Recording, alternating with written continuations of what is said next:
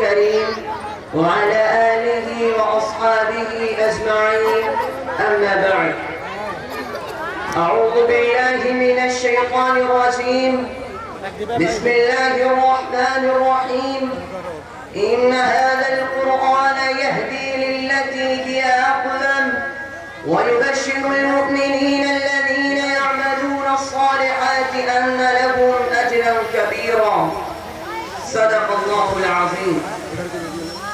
आदरणीय अध्यक्ष महोदय, प्रधानाचार्य, मान्य अध्यापकगण, समारोह में उपस्थित बुजुर्गों एवं माताओं और बहनों, आज के इस आनंद भरे उत्सव में मेरे संबोधन का विषय है कुरान और उसकी महानता।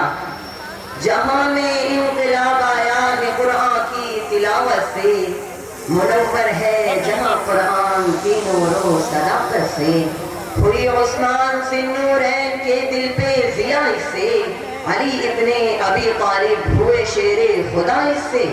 इसी कुरान ने खालिद को सैफुल्लाह बनाया था, इसी कुरान ने हबशी की आसमत को बढ़ाया था। प्रिय बंधुओं, कुरान करीम ईश्वरीय पुस्तक है और ईश्वरी भी है। सत्य और असत्य के बीच अंतर पैदा करने वाली पुस्तक है। भलाई और बुराई के बीच अंतर पैदा करने वाली है। अंधकार, ज्ञान और अहंकार से दूर रखने वाली पुस्तक है। प्रिय बंधुओं, अगर ये कुरान न होता तो हम और आप मानव न होते, हमारे और आपके बीच मानवता न होती, हमारी दशा जानवरों से बदतर होती। अगर ये कुरान न होता तो इतना विशाल संसार भी न होता, न्याय और सत्य की पहचान न होती, इस्लाम के मानने वाले भी न होते, ये सूर्य, चंद्र, वृक्ष और पर्वत भी न होते, यहाँ तक कि संसार की कोई चीज उपस्थित न होती। पिता पुत्र के बीच प्रेम भाव भी न होता, पिता पुत्र को और पुत्र पिता को न पहचानता, भाई और बहन के बीच प्रेम भाव भी न होता। प्रियजनों, यही वो कुरान है जिसने बुराई, यही वो कुरान है जिसने बुराई और अंधकार, यही वो कुरान है जिसने अंधकार को जड़ से मिटाकर न्याय और सत्य का बीज बो दिया। ज्ञान का, बुराई और अंधकार के बीच ज्ञान का दीप जलाकर पूरी मानवता को जीवन व्यतीत करने का स्वाभाविक ढंग दिया। पश्चिमी संस्कृति से निकालकर इस्लामी संस्कृति से पूरे संसार को प्रकाशमान किया और अपने उपकार से संसार को जागृत करके संसार में बसने वालों के हृदय में सत्य का बीज बो दिया। प्रिय बंधुओं, ईश्वर ने हमें और आपको ऐसी जाति में पैदा किया जिसने आंख खोलते ही इस्लाम का सीधा मार्ग देखा। ईश्वर ने अपने पवित्र कुरान में फरमाया, इन हाज़ल कुरान यहदी लिल्लती हिय अक़वम। निसंदेह ये कुरान सीधा मार्ग दिखाता है उन लोगों को जिन्होंने ईश्वर पर दृढ़ विश्वास किया, भले काम किए, कुरान के आदेश को माना, उस पर अमल किया, कुरान के आदेशानुसार अपना जीवन व्यतीत किया, तो कुरान उसका मार्गदर्शन करता है। प्रियजनों, कुरान के एक गौरव है कि जब तक कुरान न आया था तो मोहम्मद साहब केवल अब्दुल्ला के पुत्र ही माने जाते थे।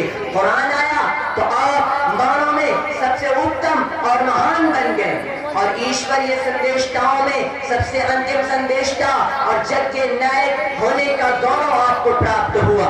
प्रिय बंधुओं, यही वो कुरान है जिसने कहाबा के पुत्र को अबू बकर सिद्दीक बना दिया। कुरान के अवतरण से पहले उमर केवल खत्ताब के पुत्र ही माने जाते थे। कुरान आया तो आप उमर की जात फारूक आज़म बन गए। प्रिय बंधुओं, यही वो कुरान है जिसने अफगान के पुत्र को उस्मान गनी और सिंगुरैन बना और अबू तालिब के पुत्र को अली मुर्तजा और ईश्वर का शेर बना दिया। माता आयशा को सिद्दीक़ा के नाम से याद किया और हजरत हमजा को शहीदों के नायक के उपाधि से सम्मानित किया।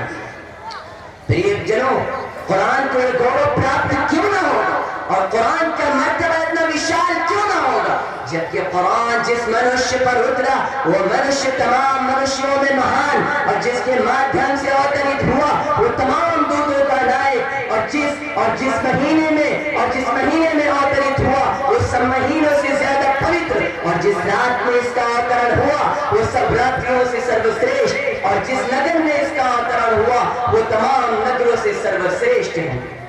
प्रिय बंधुओं, ईश्वरीय पुस्तक में वो असर है कि इसके एक हर्फ पर 10 नेकियां प्राप्त होती हैं।